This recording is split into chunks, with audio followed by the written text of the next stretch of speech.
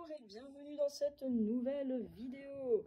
Alors cette vidéo va être consacrée aujourd'hui au Camponotus nicobarensis parce que j'ai fait de nouvelles installations et que je me suis dit que j'allais vous présenter tout ça maintenant.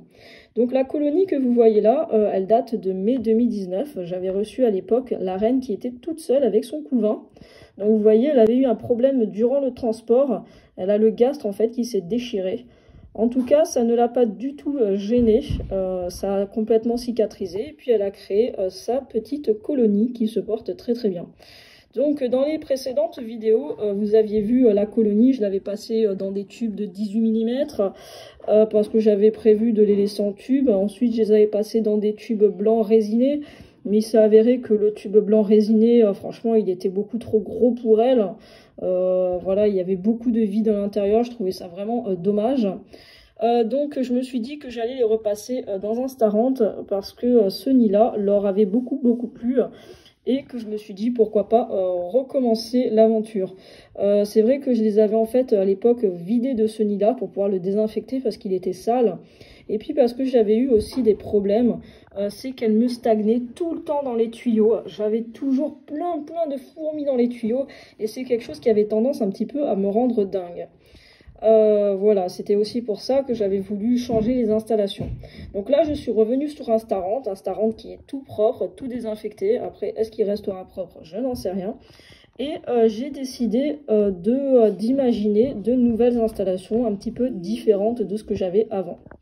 Donc je vais vous présenter ça maintenant. Alors déjà, nous avons la partie nid qui est ici, donc le fameux Starant. Avec, bien évidemment, je vais vous montrer maintenant, on a la plaque rouge qui est ici, qu'on met dessus du coup pour protéger de la lumière. Bon là, je l'ai enlevé pour la vidéo. Donc le Starant, bon, pour l'instant, il reste encore beaucoup de place. Quand il sera complètement plein, en fait, je vais relier d'autres Starant. Donc je ne sais pas combien de fourmis je vais pouvoir stocker dans un nid comme ça, on verra bien. Mais en tout cas, dans l'avenir, voilà, je vais connecter d'autres Starant et je vais les additionner en fait entre eux. J'ai rajouté en fait ce tube ici qui me sert en fait de réserve d'eau directement connectée au nid. Comme ça, elles ont de l'eau directement dans le nid sans avoir forcément à sortir dans l'ADC si elles n'ont pas envie. Bon, ça c'est vraiment un truc pour les feignasses. Hein. Au niveau des ADC, donc on retrouve la fameuse ADC blanche en 20 x 16 parce que c'est des ADC que j'apprécie énormément.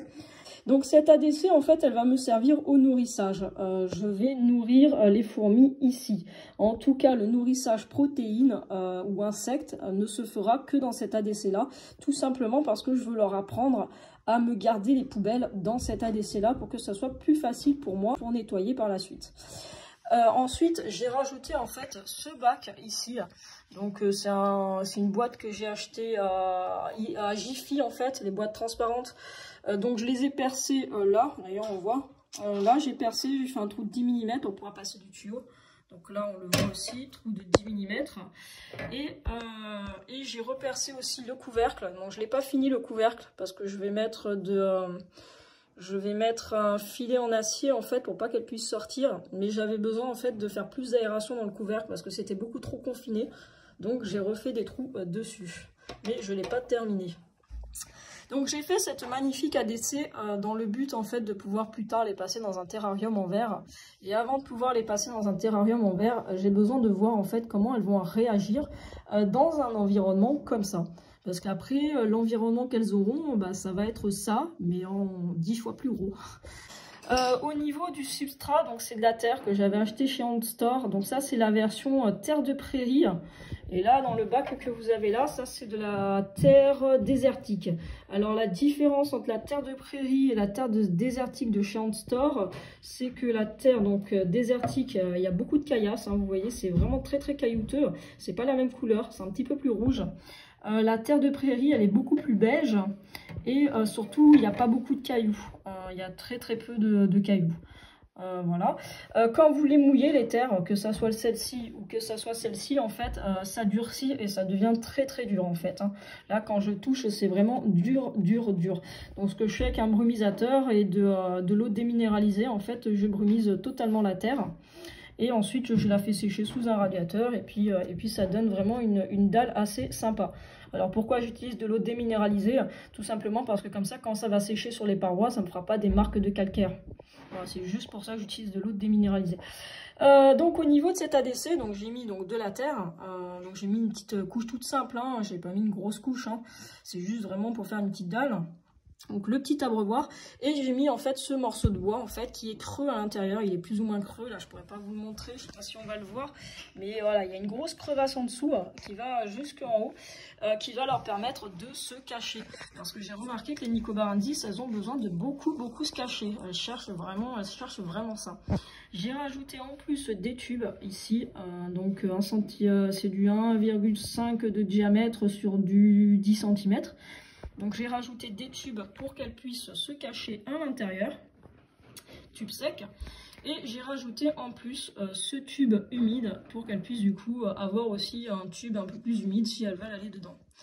Voilà, donc le petit abreuvoir. Et de temps en temps, par contre, ici, je les nourris aussi en liquide sucré. Mais par contre, je ne nourrirai jamais en protéines dans ce bac-là. Donc après, est-ce qu'elles vont respecter ça?